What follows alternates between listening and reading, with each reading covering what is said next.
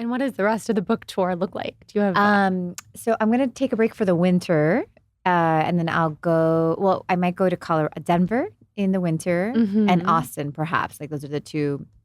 And then I have New York in May. And then there's like been talk of like a Europe thing in the summer, but we'll see how things are going. So I don't know. That would be so cool. But I have learned, like this is my tip for you, which I feel like you're so good about this, but I have learned that it's helpful to like travel with like friends or something. Like I feel like I was feeling a little off like being by myself this whole time and like doing so many things. Like it would be nice to have like a little like security friend with you. So yes. Absolutely. If you do travel, like today I was like, my husband can't come because he has to stay with the kids. But my best friends were like texting me and they said they're going to take turns like going with me. So I don't have to be by myself. Yeah. Those are some good friends. Yeah. I love that. It's always more fun to go with friends or family or someone. Yeah, exactly. I feel like you're so good at that. Like you have your parents with you. Like there's always somebody it makes sense because it like kind of grounds you and holds you together when those things are happening. So definitely. I have an entourage at all times. It's like shocking when I show up here alone because I have my parents, I have Jonathan, Atticus, Shelby, friends. Yeah. We travel in a pack. Why do you do that? Do you know? Because I'm a reflector and I will just like melt into the ground from everybody's energy. I feel like, I think you taught me this. It's best to have like a handler. Like an energetic handler. Yes. So Jonathan being a generator, my mom being my assistant. Yeah. Just like somebody who can kind of pick up the energy when I feel, because it takes me a while too. Like I'll come to a situation and as you can tell, I'm like up in space and I have to try to get into my body. Yeah. And it's best to have somebody who's like, not speaking for me, but holding some space for you. I just have gotten, because when I went to Miami, Benny drove me to all my interviews. And then my two best friends took over like for the book signing. And I thought that was just nice. It's not like I planned that. But then here I realized, oh, wow, like you really need. Yeah.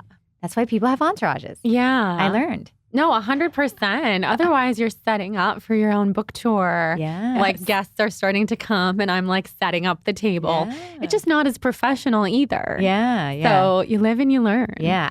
We had two girls that like had studied under me that went to the LA book signing yesterday and they like set things up and stuff. So I was able to like walk in, but it's just the energy. It's like being able to hold that like high vibration and have people. So it was to hold the vibration. Yeah.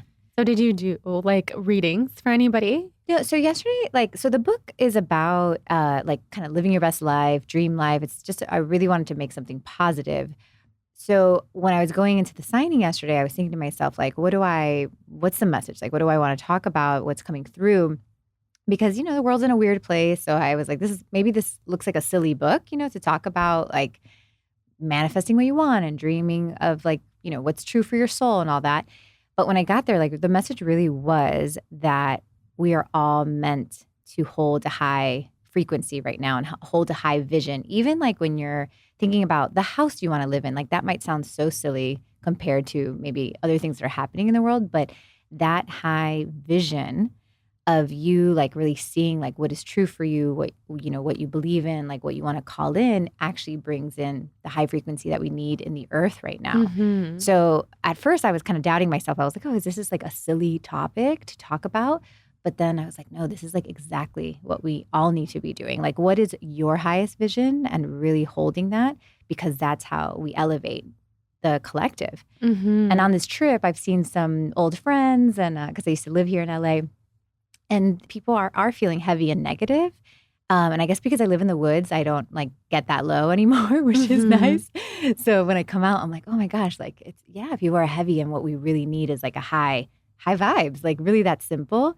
So that was really like a lot of the message. And then people were definitely asking questions. There's a lot of people like trying to find new work right now, like new careers, it looks like, which we were just talking about, your friend. Yeah. Is that like something in the collective? Yeah, I think people are shifting, are almost like being brave enough to do work-wise what they always wanted to do. There's also a shift in, I think a lot of you, whoever's listening and kind of thinking about career, it does feel to me that almost like if you move to a new job, it's also going to come with like some sort of pay bump that you're not going to get in the current job.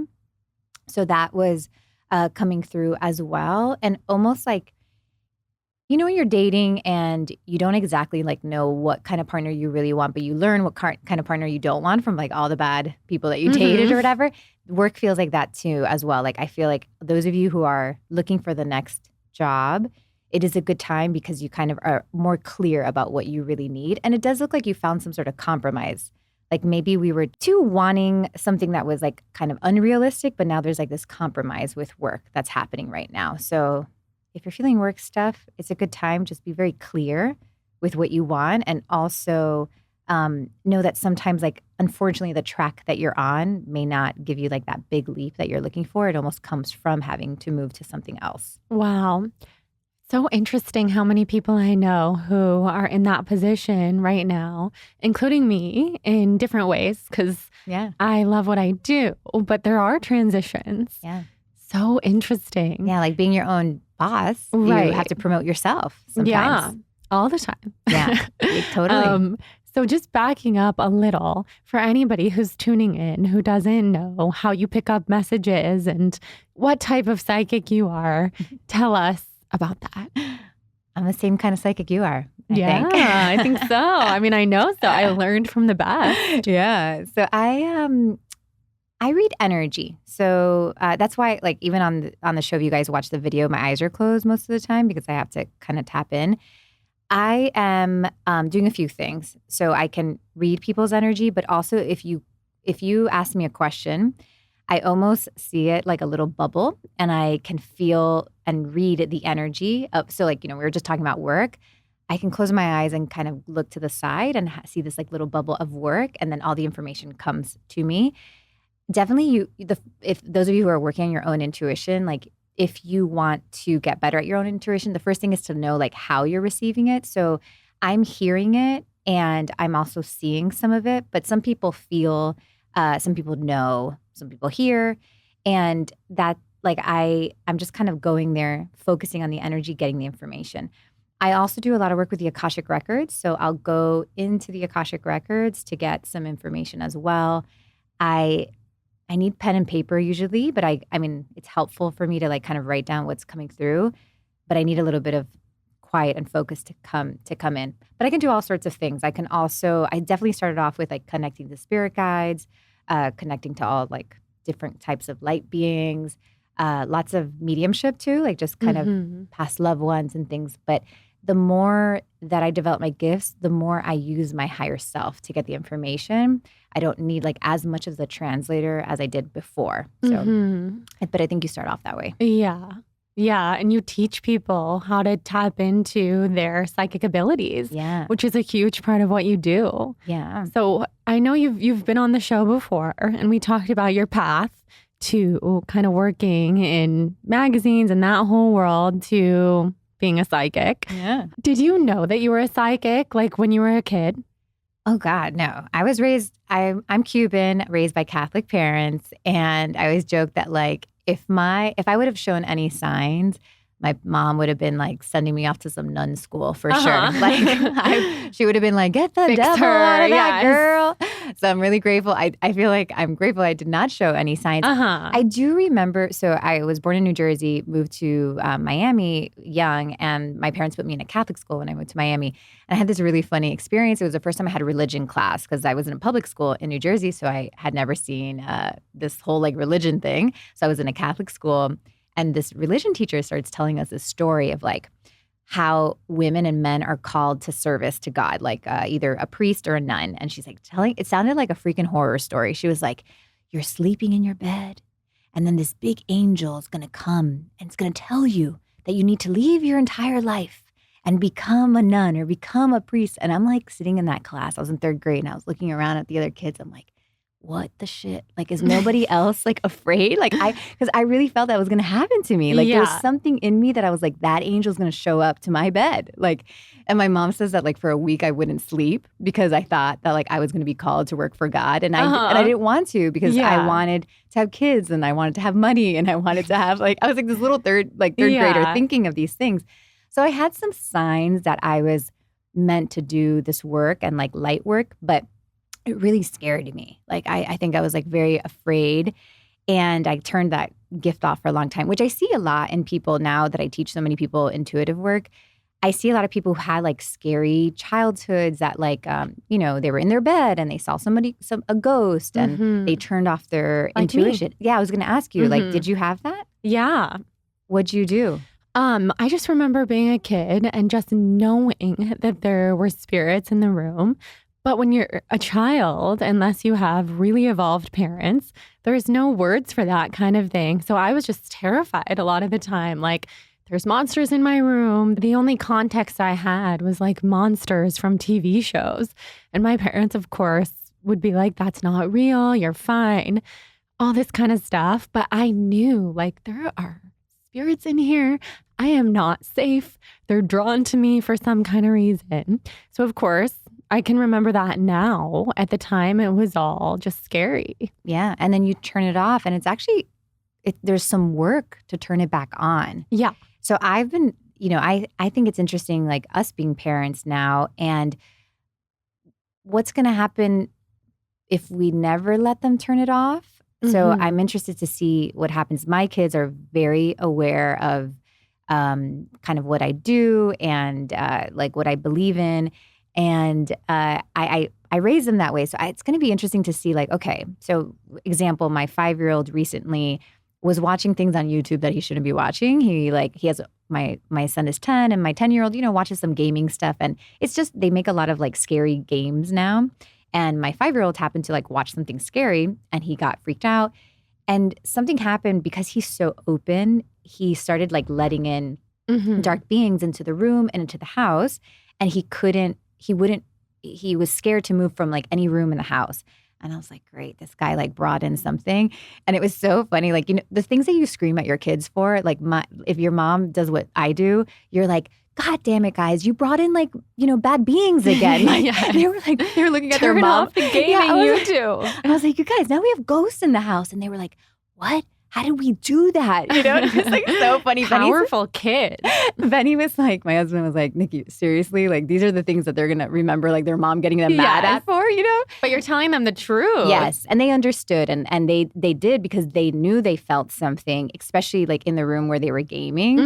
And they helped me clean the energy, and we like all cleaned the energy. How did you do it? So you can do basic like opening the windows and cleaning, like literally like whatever you would do to clean your room. So we did a lot of that, the sheets, all that stuff, opening the windows, and then cleaning them, their own energy. So just some energy work, like putting swirls, you can just imagine like a swirl over your children, and that helps like clean out the energy.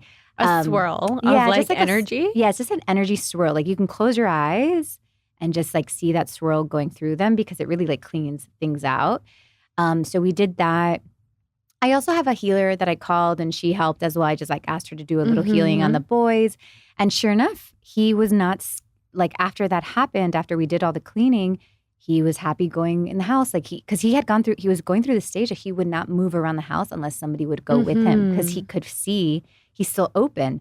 So I think that's going to be interesting. And then at night, I have taught them like we pray, and also just like, okay, like, Archangel Michael, like, please come to protect us, like keeping light. We like just kind of feel light coming into the room and feeling protected, doing a little bit of like sacred geometry in the room as well.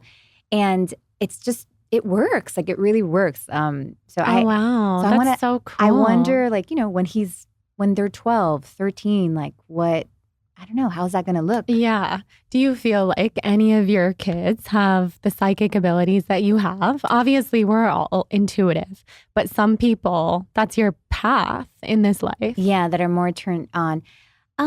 They haven't shown fully. I mean, they're all very telepathic. They all have like different spirit. They're all empaths for sure.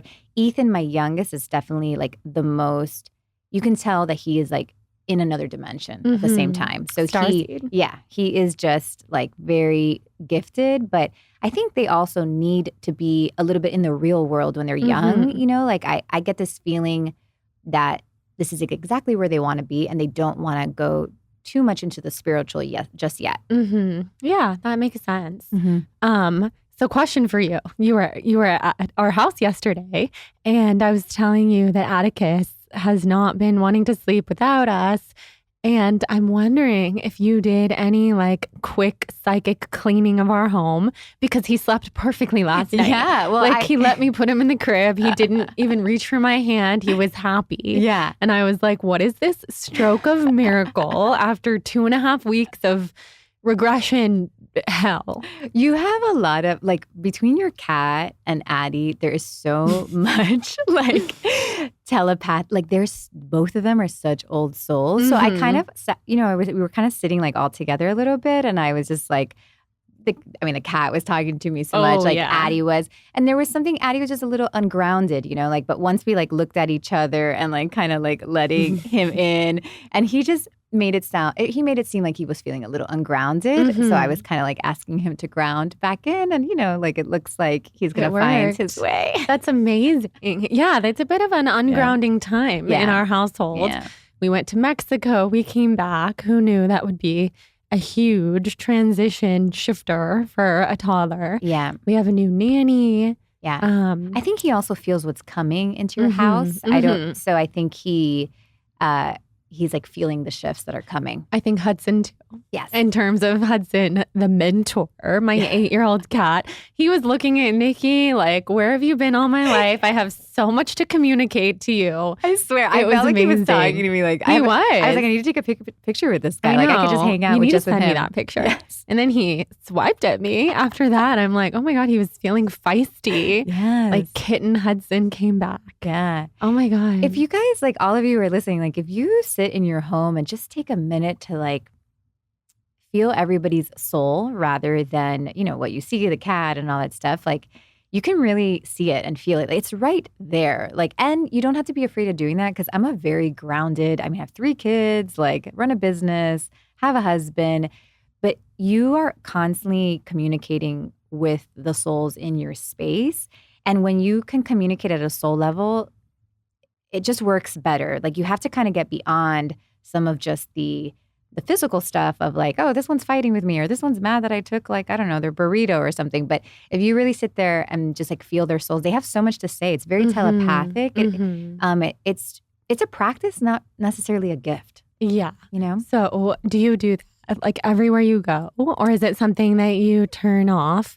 Like, for example, there's 4 people in this room. Are you feeling everybody's souls? Or are you turning a boundary on so that you can be present? Yeah, no, I have a major boundary. I don't feel anybody behind me right now. I feel I'm with you for sure. I'm very present. So the whole trick with soul and energy work, because I'm psychic, I'm intuitive, I can do all sorts of cool things. But my true purpose in life and kind of what I really look for is people's souls, because I really just want people to live their soul's true path. I really think that that's like what I'm here for, so I can connect to the person's soul, even the cat, right? Like I'm like, all I see.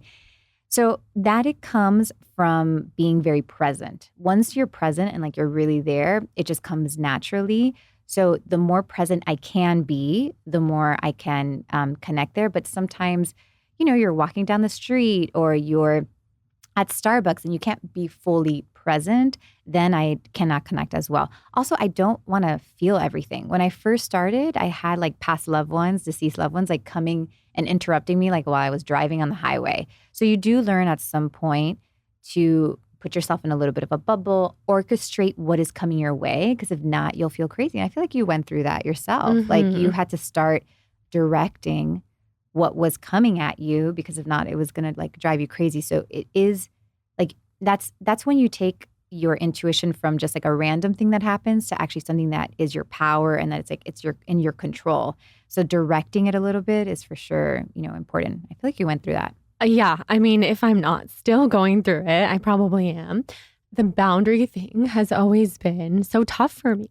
I don't know if it's because I'm just such a wide open channel of being a reflector, being an air sign, being empathic, psychic, without having that grounded force that some people I feel like they have more innately. So yeah, I definitely went through it, and it can come up in so many ways it can make you feel like you're losing your mind. It can make you feel like you're going psychotic. Yeah. I felt while I was here, I always have to be careful in LA because LA has a very like airy energy. So when I come here, and I made the mistake of I'm staying in a guest house that is not on the ground. And I was like, oh, I shouldn't have done that because LA already for me is very airy. So it's very easy to kind of like be out of your body. For me, the reason for you why that happens to you so much is you're just like so not from here. You know, like your energy really is almost like too potent for the body that it exists in, you know? So I think it's just sometimes those very strong like light energy that comes through you doesn't fully fit in your body. Yeah, that's exactly how it feels. Even now, I'm like trying, because we're talking about it, like consciously trying to pull the energy into my body. And when I do, it feels good. Like it feels like, oh, I can express myself better. I can feel more present. Yes. It's just so hard. Yeah. And because I don't think that, I feel like your soul is very advanced, but does not really know like how to be in a body most of the time. So even though I feel like I've been here so many times of course. as to this planet, like so many times. They say that I've read a bunch of books about this and also like just from reading so many people that, and if you kind of subscribe to the idea that we're living in many dimensions at the same time, which we've talked about that ourselves. Which I do. Yeah, yes. Which we have so much fun with that. The idea is that like your soul has, let's say it has 100, it's 100% energy, and you can decide how much energy you want to bring to each lifetime. And I have seen like almost sometimes like people bring too much powerful energy and then it's like too hard. So maybe you like brought too much with you, Jordan. I think I did. No, I came into this world like I am here to do big, huge things. Exactly. And maybe everybody feels that way as a kid. I hope they do. Yeah. But I certainly did. And I've never let go of it ever. Yeah. And that's a sign that the way to kind of manage that energy for you really feels like creating. Like you have to put that energy into other places. So I think, the book, for example, like put a piece of yourself into the book so it doesn't have to like stay in your body anymore. Totally. That's why I have to just get it out all the time. And when I feel my best is when I'm working on the book, multiple books, and creating meditations, talking on the podcast, updating on Instagram stories all day long. I'm like, this has to go somewhere. Yes. And I think it's why I've been basically blogging since I was in 5th grade. Yeah. I had like the first ever like Zanga type of thing where I was just like sharing every single thought in my brain all the time. I'll take a minute to like visualize 1st grade Jordan. Oh, and I did the thing. I don't know if you ever did this, but there was a time online where it was very cool to type like every other letter was like uppercase, lowercase, uppercase, lowercase. I would type whole stories of my whole day like that, like decorating it, trying to put in different fonts. This has been a thing. This back. Like I know. I think we need like a Jordan journal with like these fonts. I still have it because there was a time when I printed it all out and pasted it into an actual journal. It is so funny. That was your first book. Yeah, literally. So like the energy just has to be channeled all the time. Yeah. And so for anybody listening who feels similarly, you're not alone. Yeah, I was talking about this with a client recently. She was like kind of asking about anxiety energy, which anxious energy is just, it could really like run our lives. But we have to remember that that energy is really just it's creative energy in many ways. So like your body is not meant to hold all that energy, which is why we're called to create. So if you're not creating, it could really, or if you're not using it, right? Like it could be like you need to go for a run, you need to go work out or write a book or sing a song. If not, it's like if it gets stuck in the body, it's going to kill you. Yeah. So you have to just remember that is like your creative force. And I think you brought a lot because you knew you were like meant for the masses. And it's like almost, unfortunately, you just can't come out fast enough, right? It's like definitely not. It's hard to live a normal life and be creating all the time. But we can learn to not be mad at that feeling and like learn to make things with it for sure. Yeah, it can be a blessing. Like everything can be a gift. Exactly. Yeah. Okay, so let's do a little reading if you're open to it. Always. Should we just tap into my energy field and just tell me what you're feeling into? You're very blue, which makes sense, right? So blue is the color of communication. So Jordan right now is obviously like communicating. She has a very open throat chakra, so that's happening. But it also seems like your crown, which is the energy right above your head, guys, this is like our connection to spirituality, all that stuff. There's messages and guidance of like kind of what you're meant to do, and the human part of you like does not want to hear it yet. Like there is kind of a message of like changes that need to happen and things that need to like brave moves that need to happen, but your human self feels like it's a little bit of an inconvenience in like your human life, you know?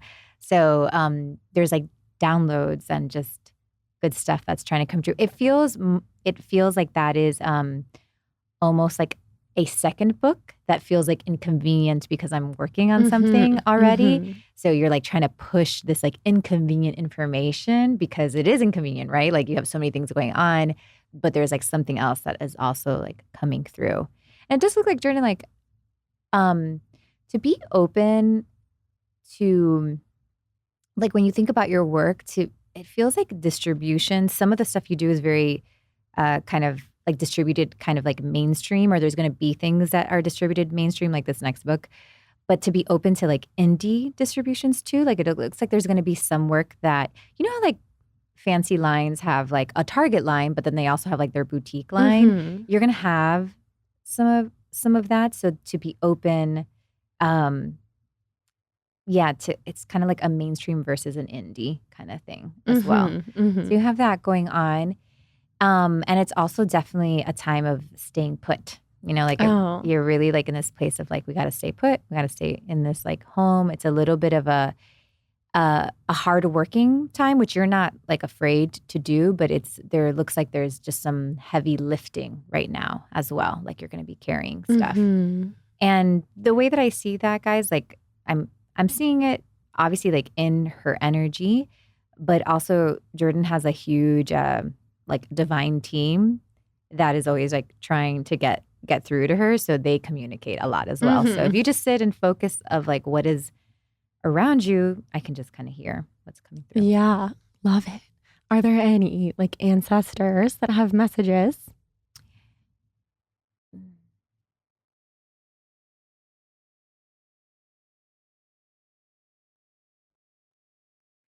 you have like a grandmother? Like did you guys do like horses or something together? Horses, not really. No? What is she showing?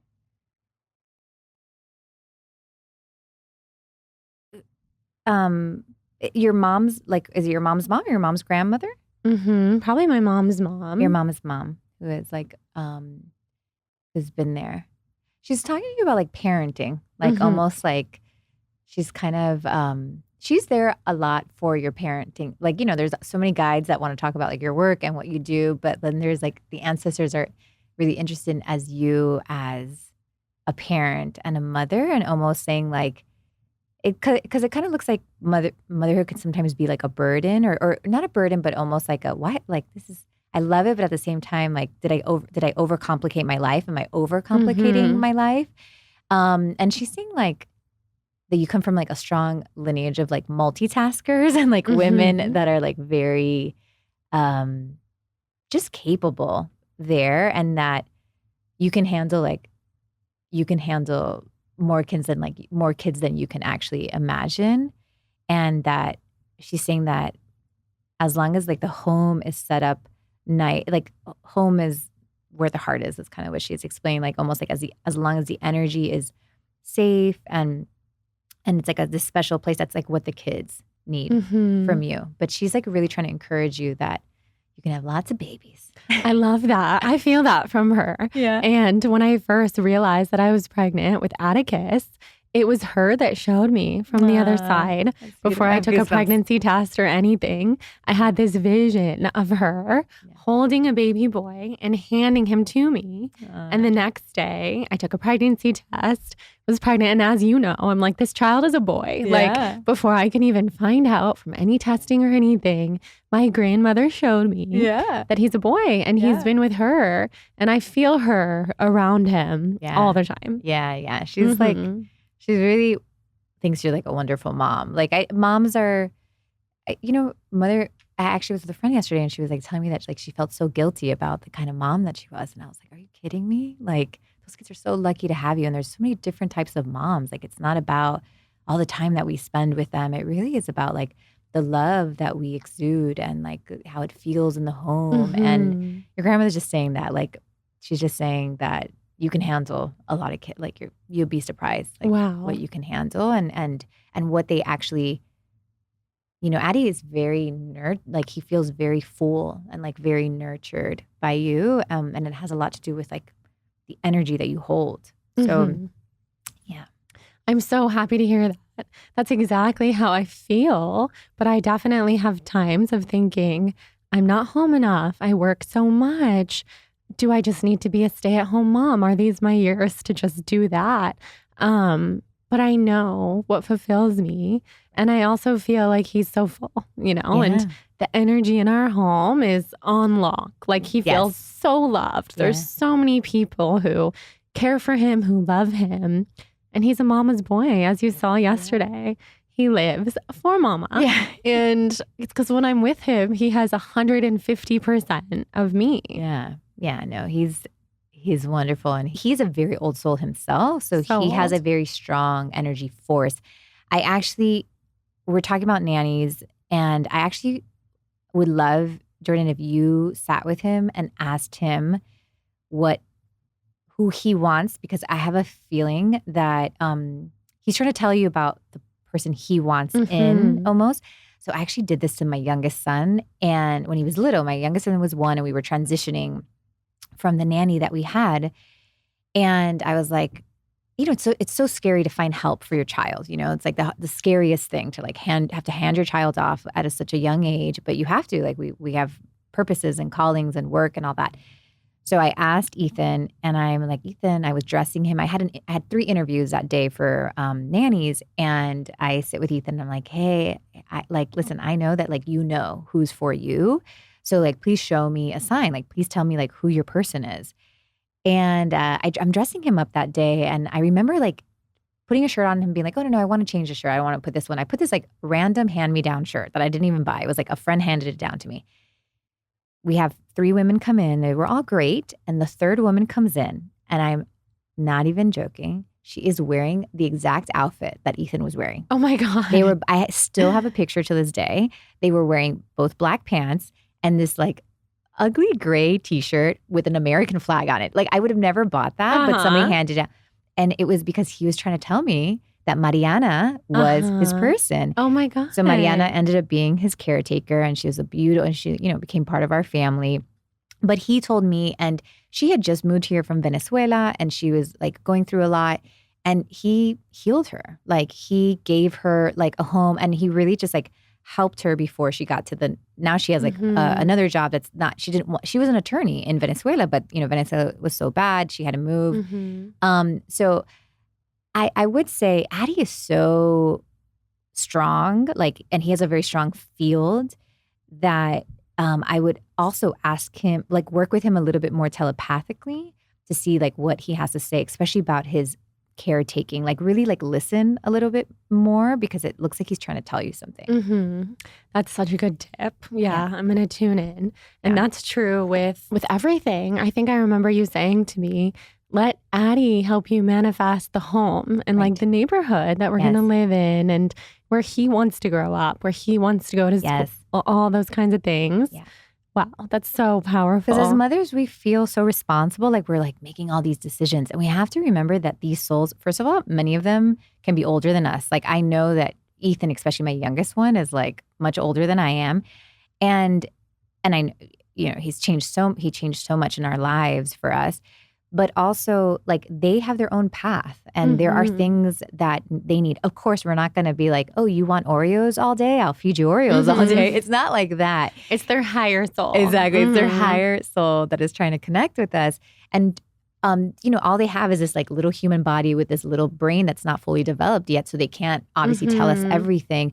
But if you sit in presence with your child and really, like, kind of just regulate that nervous system, like try to be as present as you can, like take some deep breaths and really listen. And also you can ask for signs, like show me like Yeah. what you need from me, and they will. I mean, I want to give you the picture that I have of Ethan. I want to see it. Yes. I really want to see it. Yes, I still have it. So cute. And I was like, when she came in, I was like, "You're hired," you know. Yeah. So, I will say on our new nanny's first day of work on Monday, they were wearing the same pants.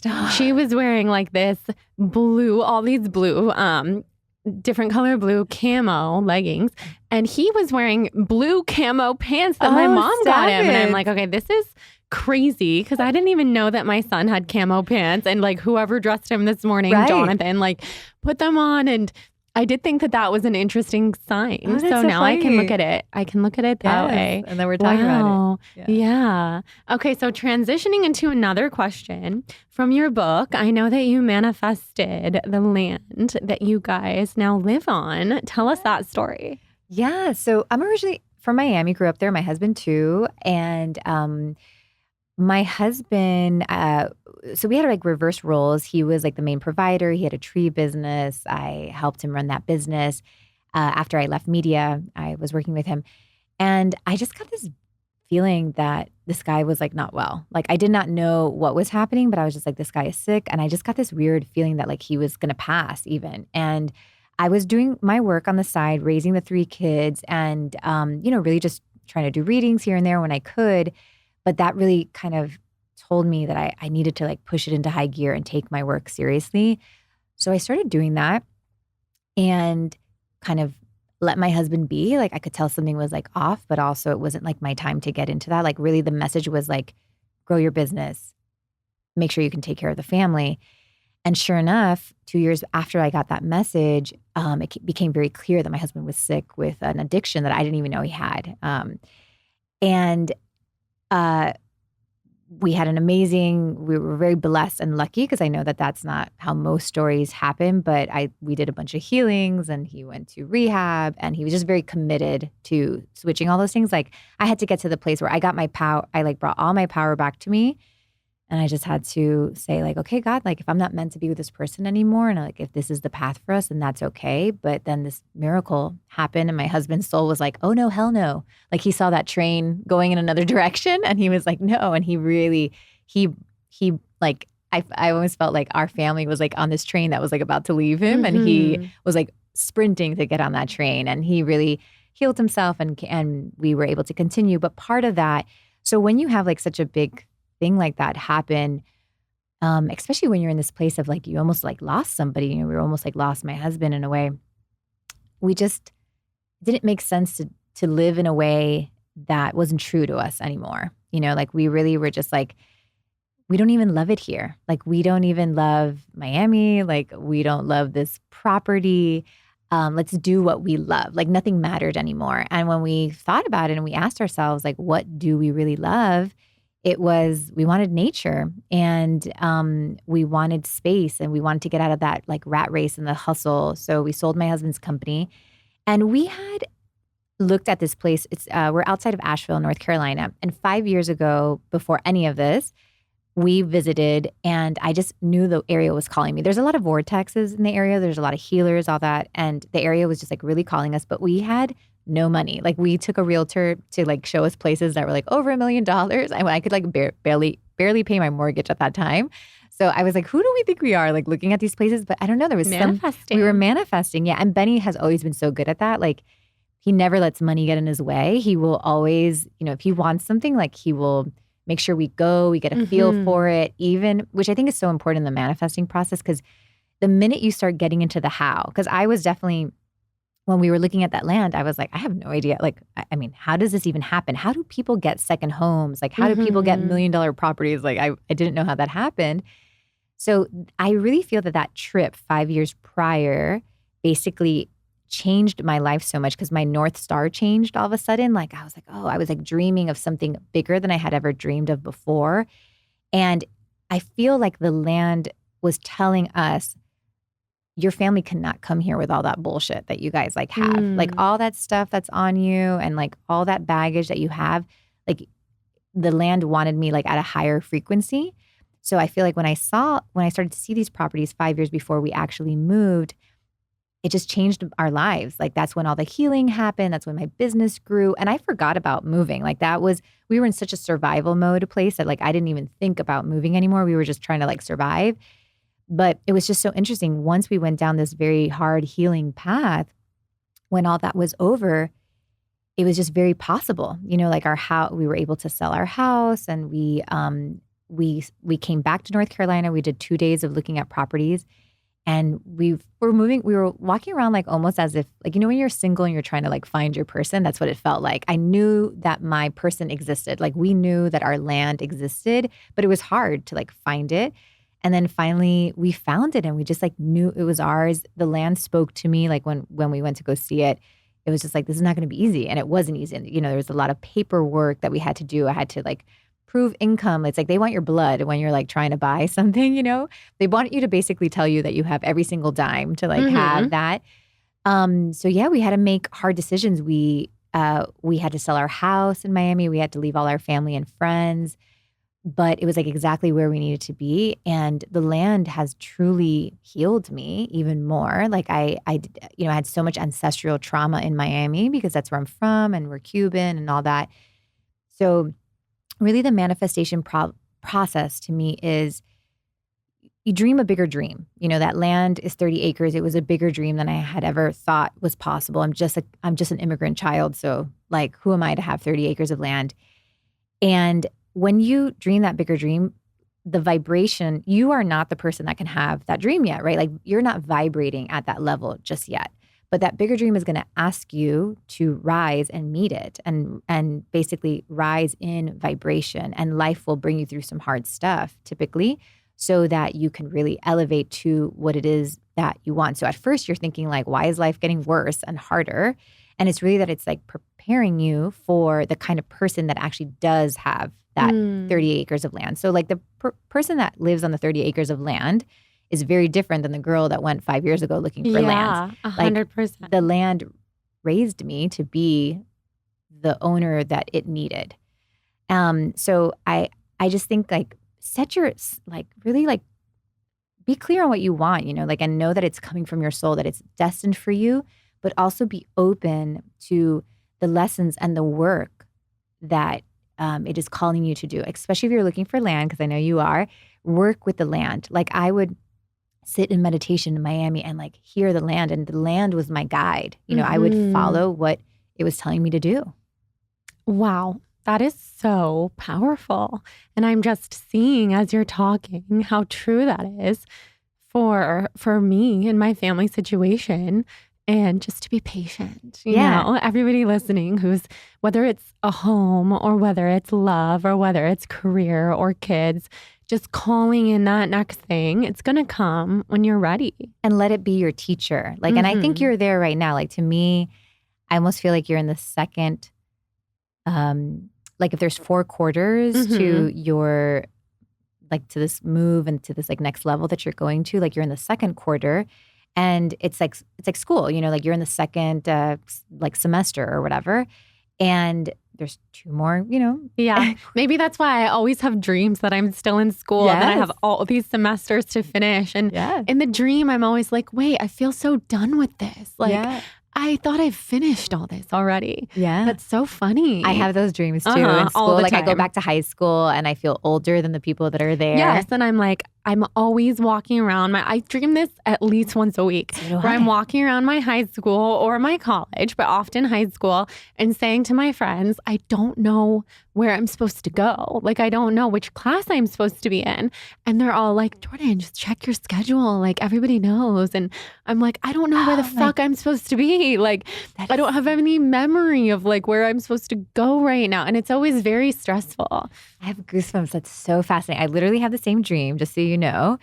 And what I'm getting is like, you're in some lessons right now, and to not try to like avoid them, like go into them and like really see like, oh, okay, like I'm currently in this lesson of, whatever, and like trying to ace that test, in a sense, because you definitely set a bigger dream about 1.5 years ago. And that bigger dream is guiding you to like become. Yeah. I feel it. I feel now tapped into a deeper force than ever before, where I have the mental energy, the inspiration, the vibration to do all these things, like to elevate my business, my brand, my life, my family. Yeah. And it makes sense that there's a few more quarters to go because I've kind of accepted the fact for the first time in my life, it's time to be patient, and I can be patient. Yeah. I can do this. Yeah, exactly. It's like, you're like, okay, you want me to be patient? I can do this. I can pass that test. I can listen. I can be patient for the first and only time ever. Okay, so I want to ask you a couple rapid fires. One, what was the process of writing your book? Just in kind of like a brief description. Similar to yours, I think it was a lot of waiting for it to like bust out. So you go through this whole like emotional process of like waiting for it to actually come. And then when it comes and you capture it. I wrote during the winter, which was great. And I had to, first step was like I had to find my rhythm. And I thought I was going to write in order, but I had to write by stories and then also like by lessons. So like lessons I wanted to like to teach, but then find stories for that. And I also needed somebody to like read what I wrote right away. Like I needed that feedback right away because it's hard to be writing and feeling lonely in the process. And then finally getting to a place when you feel like it's good enough. So you really, as an artist, have to, you can work on something forever, but you need to tell yourself like, you need to really be like, this is the best that I have right now and being okay with that. Absolutely.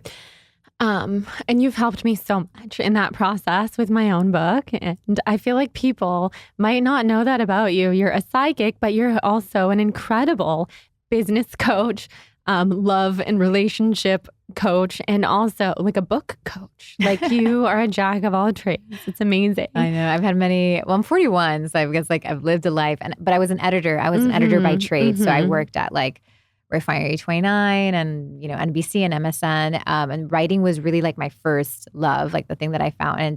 And I think you and I share that like love for writing. I think that's also like, that was your first gift, like the thing that you saw. The intuitive work was such a surprise. Like, yeah. And thank goodness that it found you. Okay. So other rapid fires. What are your sun, moon, and rising signs? Okay. I feel like I get this wrong, guys, but I am a Cancer sun. I am a Leo moon and a Cancer rising. I could be switching the moon and the rising, but you're no. double Cancer. Yeah, and I also have a North Star in Cancer. So thank God for that Leo because it helps me come out of my shell. Yeah, I mean, I definitely see the fire, but for some reason, I think of you as a Capricorn. I think of you as this like Earth that's driven. My south node is a Capricorn. So my last life, my last life was a Capricorn. So totally makes sense. And then your human design. I'm a generator. Oh yeah, such a generator. Yeah. And if you could be in a room with 3 people, living or dead, who would they be? Oh gosh. I feel very connected to Jesus, so I feel like I'd love to like hang out there. Oh man, it's a hard question, Jordan. I know. I always have the hard question. I know, it's really a trick one. I think just like, like spiritual beings. I'm like, give me like Jesus, Buddha, and like some cool ET that I don't even know about. Like I would really love to like almost like hang out physically with beings that like can see us from afar. Like an alien, kind of experience. That would be cool. Like somebody that sees us from a higher perspective. That would be awesome. I love it. And who are your mentors? I feel like we are all like co-mentors, like when I need something, you're always there. And, Olivia and Krista, I feel like we're always reaching out. I think sometimes at this level, I'm very protective over like who is a mentor and who gives me guidance. So I feel like I co-mentor with people that I really respect. My sister-in-law is a plastic surgeon, very smart, very artistic. So people like that is really kind of where I'm going back and forth with. Love it. And where can people find you and your book? Yeah, I'm on Instagram, Nikki Novo, and my book is on Amazon. It's called Soul-Led Living. And that's where I am. And I'd love to talk to you guys. Bringing your podcast back. Thank you. Oh my gosh, yes. Ask Nikki Novo comes out in January. Or it's super fun. You can, I do some listener questions, there's some downloads, and then we do fun things like celebrity reads or like reads of the energy that's happening. Like last season I did like the energy of recession and like, things like that are really fun. So I hope you guys listen. Best podcast ever. You guys have to tune in. Yay. Well, thank you so much for being here. I could talk to you for a lifetime, and we will. So we'll have you back on. And thank you so much. Love you, Jordan. Love Thanks you for so having me. much.